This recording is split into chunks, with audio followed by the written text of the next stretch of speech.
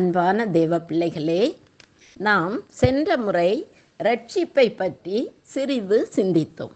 இன்று இரட்சிப்பை அடைந்த பிறகு தேவ உறவில் வாழ்வது எப்படி என்று சற்று பார்ப்போம். தேவனால் இரட்சிப்பை பெற்றுவிட்ட எல்லோருமே அவருடைய பிள்ளைகளாக மாறிவிடுகிறோம். அதற்காகத்தான் தேவன் தமது ஒரே குமாரனாகிய இயேசு கிறிஸ்துவை பலியாக கொடுத்து அதன் மூலமாக அநேகரை தமது பிள்ளைகளாக சொந்தமாக்கி கொண்டார். இதை எபேசியர் 1:6 பார்க்கலாம்.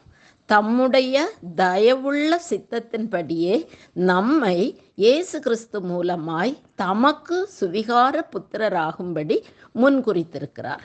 யோவான் 15 4, 5, 6 வசனங்களை பார்த்தோம் என்றால், கர்த்தராகிய இயேசு கிறிஸ்து சொல்லுகிறார், என்னில் நிலைத்திருங்கள், நானும் உங்களில் நிலைத்திருப்பேன். கொடியானது திராட்சை செடியில் நிலைத்திராவிட்டால் தானாய் கனி கொடுக்க மாட்டாதது போல நீங்களும் என்னில் நிலைத்திராவிட்டால் கனி கொடுக்க மாட்டீர்கள்.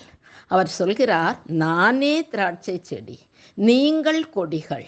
ஒருவன் என்னிலும் நான் அவனிலும் நிலைத்திருந்தால் அவன் மிகுந்த கனிகளை கொடுப்பான்.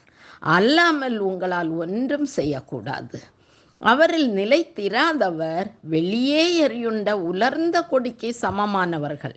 அவைகளை அக்கினியில் எரிப்பது போல இவர்களும் அக்கினியிலே போடப்படுவர். அங்கே அழுகையும் பற்கடிப்பும் உண்டாகும். ஒரு கிறிஸ்தவனுடைய ஸ்தான நிலையே கிறிஸ்துவுக்குள் வைக்கப்படுவதுதான். அனுதின வாழ்க்கையில் அவன் கர்த்தரோடு நெருங்கி ஐக்கியமுடையவனாக இருக்க வேண்டும்.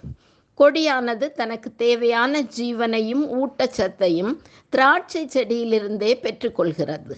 அதுபோலவே ஜபத்திலும் வேத வாசிப்பிலும் கர்த்தருடைய வார்த்தைக்கு கீழ்ப்படிவதிலும் அவருடைய மக்களோடு ஐக்கியம் கொள்வதிலும் அவரோடு இணைக்கப்பட்டிருக்கிறோம் என்னும் சிந்தனையின் ஆளுகையிலும் நமது நேரத்தை செலவிடுவோம் எனில் அதுவே கிறிஸ்துவில் நிலைத்திருத்தல் ஆகும்.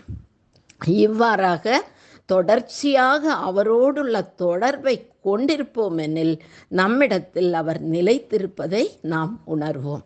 ரோமர் 8:14 இப்படியாக சொல்கிறது, எவர்கள் தேவனுடைய ஆவியினாலே நடத்தப்படுகிறார்களோ அவர்கள் தேவனுடைய புத்திரராயிருக்கிறார்கள்.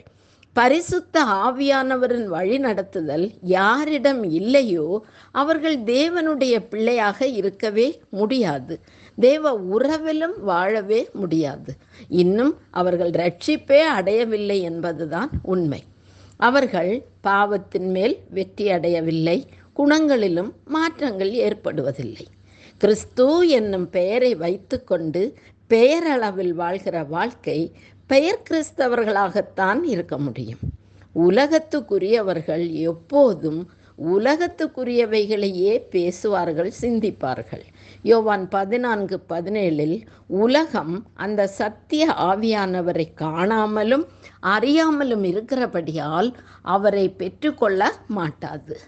அவர் உங்களுடனே வாசம் பண்ணி உங்களுக்குள்ளே இருப்பதால் நீங்கள் அவரை அறிவீர்கள். இது தேவன் தமக்குள்ளே தீர்மானித்திருந்த தம்முடைய தயவுள்ள சித்தத்தின் இரகசியம்.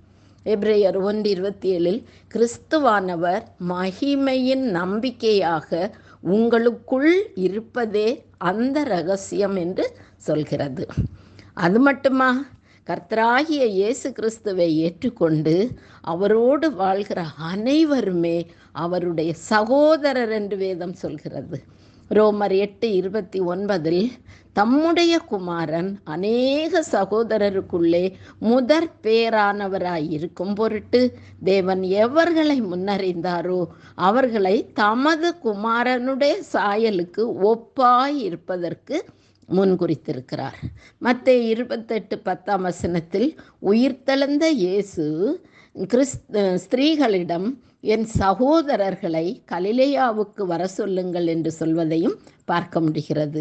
எபிரேயர் 2:11 பரிசுத்தம் செய்கிறவரால் பரிசுத்தமாக்கப்பட்டவர்களை இயேசு கிறிஸ்து சகோதரர் என்று சொல்ல வெட்கப்படவில்லை.